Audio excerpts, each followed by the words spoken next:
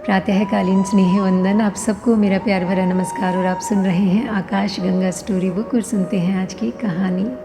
एक यूनानी कथा है। यूनान में एक सम्राट हुआ मिडास। कहते हैं कि सारी पृथ्वी जीत ली उसने। सुंदर सुंदर स्वर्ण के महल हैं उसके पास, अद्भुत बगीचे हैं। ऐसे अद्भुत बगीचे हैं कि एक दिन खबर मिली मिडास को कि स्वर्ग का देवता डिनोशियस उसके बगीचे को देखने आ रहा है। बड़े अद्भुत झरने हैं उसके बगीचे में, और एक तो उसका अपना बहुत ही प्यारा झरना है। तो उसने सोचा कि डिनोशियस को वह झरना तो ज़रूर दिखाएंगे ही। फिर उसे ख्याल आया कि हो सकता है कि डिनोशियस झरने का पानी पीने को आतुर हो जाए। इतना स्फटिक जैसा स्वच्छ जल है वहाँ पर। तो उसने एक तरकीब निकाली। सोचा कि यदि डिनोशियस प्रसन्न हो जाए तो कुछ वरदान मांग लूँ। उसने झरने में शराब मिलवा दी, और जब डिनोशियस आया तो झरना सचमुच ऐसा सुगंध से भरा था और ऐसा स्फटिक जैसा स्वच्छ था कि देवता डिनोशियस को भी स्वर्ग के झरने फीके मालूम पड़े। और उसने कहा कि तुम्हारे झरने का पानी मैं ज़रूर ही पीऊँगा। उसने पानी पिया, शराब में डूबकर बेहोश हो गया।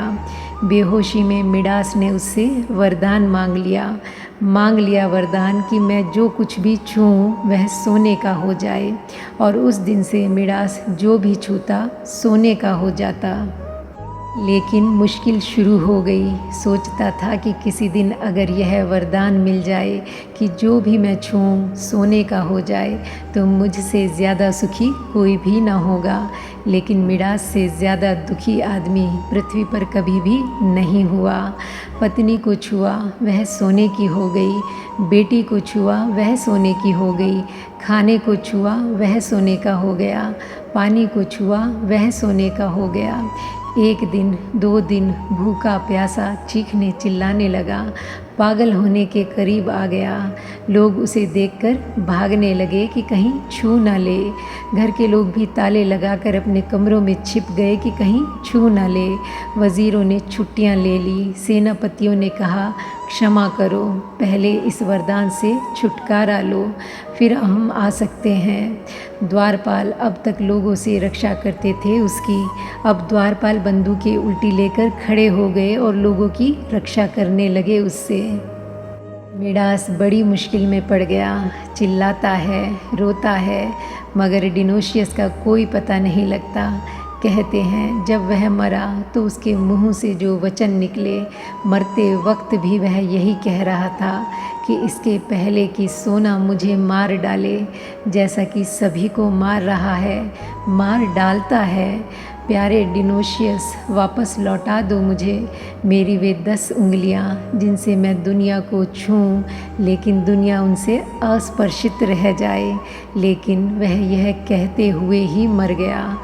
इच्छा पूरी ना हो तब तो दुख देती ही है, इच्छा पूरी हो जाए तो और भी भयंकर दुख देती है।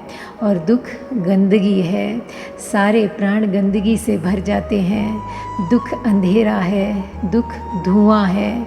जहाँ दुख नहीं है प्राणों में, वहाँ प्राणों की ज्योति उज्जवल जलती है। धुएं से मुक्त ज्योति होती है, सिर्फ धुएं से रिक्त।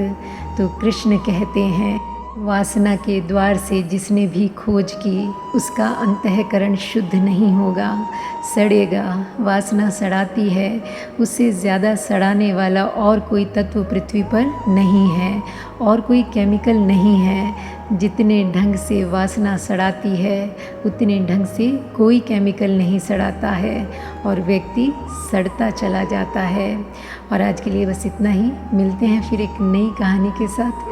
तब तक के लिए thank you God and thank you universe.